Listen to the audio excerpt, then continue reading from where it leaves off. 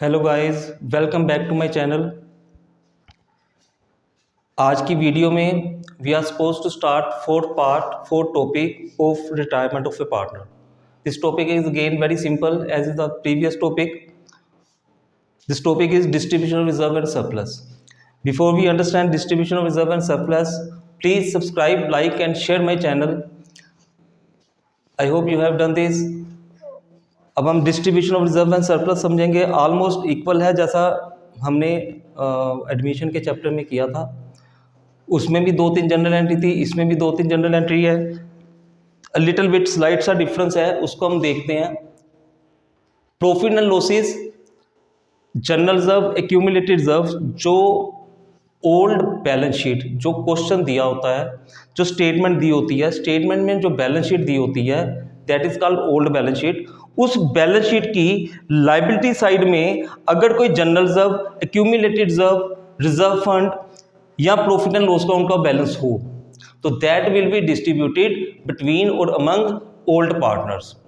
अब देखो, सोचने वाली बात है कि आप खुद अगर दिमाग लगाओगे आपको पता चलेगा किसके बीच में बांटना है। जो पार्टनर काम कर रहे थे कितने सालों से, 2 थे, 3 थे, 4 थे, डजंट मैटर, जो काम कर रहे थे, जिन्होंने ये रिजर्व को इकट्ठा किया था, जिनकी मेहनत से, जिन्होंने अपने प्रॉफिट में से कुछ हिस्सा सेट असाइड किया था, अलग किया था अपने रिजर्व अपने लिए, तो जिन 2 बंदों ने या 3 बंदों ने या 4 बंदों ने जिन्होंने किया था उनको ही ये बंटना चाहिए। तो रिजर्व्स को ख़त्म कर देंगे। रिजर्व को ख़त्म करने के क्रेडिट साइड में था, लाइबिलिटी साइड में था, क्रेडिट बैलेंस था, उसको ख़त्म करने के लिए डेबिट करेंगे। हम लिखेंगे general reserve account debit, profit and loss account debit, accumulated profits account debit to all partner capital account. अब ऑल पार्टनर है तो रेशो भी ऑल पार्टनर की कौन सी थी, या ऑल कह लो या ओल्ड कह लो, तो रेशो लगेगी ओल्ड प्रॉफिट शेयरिंग रेशो। इसी तरह अगर क्वेश्चन की बैलेंस शीट, जिसको हम ओल्ड बैलेंस शीट बोलते हैं, उसकी एसेट साइड में कोई आइटम हमें दी हो, या तो प्रॉफिट एंड लॉस अकाउंट दिया हो, अगर एसेट साइड पे profit and loss account show हो रहा है तो it means this is a loss. तो लॉस हो सकता है, डेफर्ड रेवेन्यू एक्सपेंस हो सकता है, एडवर्टीजमेंट सस्पेंस हो सकता है। तो तीनों के तीनों एक्सपेंस डेबिट थे, उनको क्रेडिट करेंगे, ऑल पार्टनर को डेबिट कर देंगे क्योंकि उनकी कैपिटल उतने से कम हो जाएगी। ऑल पार्टनर को हम डेबिट करेंगे और इसको बांटेंगे किसमें, ओल्ड प्रॉफिट शेयरिंग रेशो में। इसी तरह स्पेसिफिक रिजर्व, स्पेसिफिक रिजर्व और ओल्ड रिजर्व में क्या स्पेसिफिक रिजर्व और जनरल रिजर्व में क्या डिफरेंस है। जनरल रिजर्व, आपने रिजर्व बनाया, आपको है कल को कोई मुश्किल आएगी, कल कोई दिक्कत आएगी, कोई परेशानी आएगी, उसमें हम उस रिजर्व का इस्तेमाल करेंगे, उसमें हम उस रिजर्व को यूटिलाइज कर लेंगे। एक होता है स्पेसिफिक रिजर्व, पर्टिकुलर पर्पस के लिए। कभी आप देखो आपके घरों में कई बार क्या होता है, मम्मी या पापा कुछ पैसे सेव करते हैं बेटी की शादी के लिए।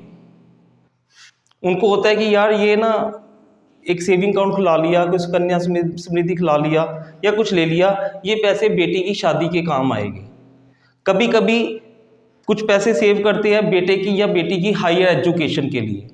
वो स्पेसिफिक रिजर्व बनाने की तरह है कि किस स्पेसिफिक पर्पस में काम आएगा।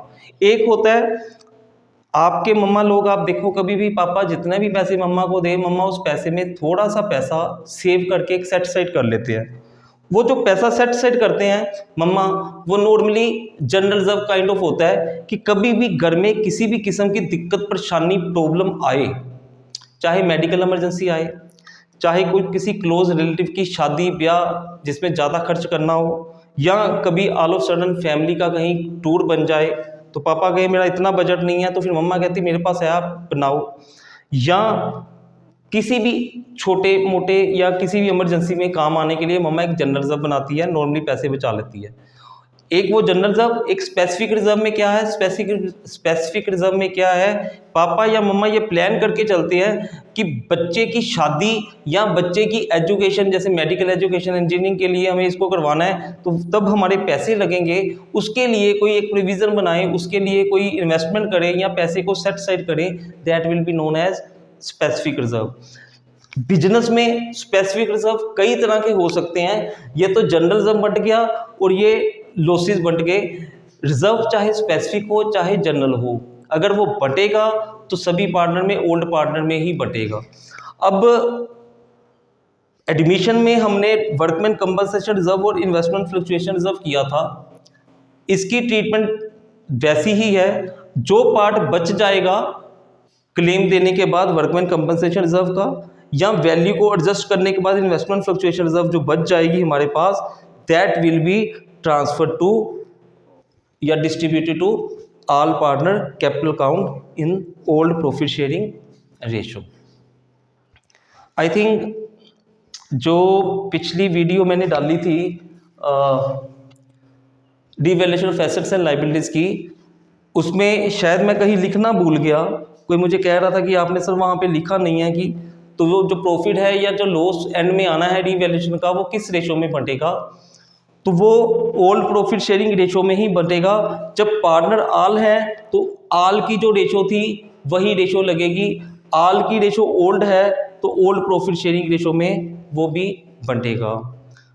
तो आई hope you will understood this point, this is very simple, आप लोगों ने ये किया था। With this video is about to finish. Please like, subscribe to my channel. Have a nice day. Thank you.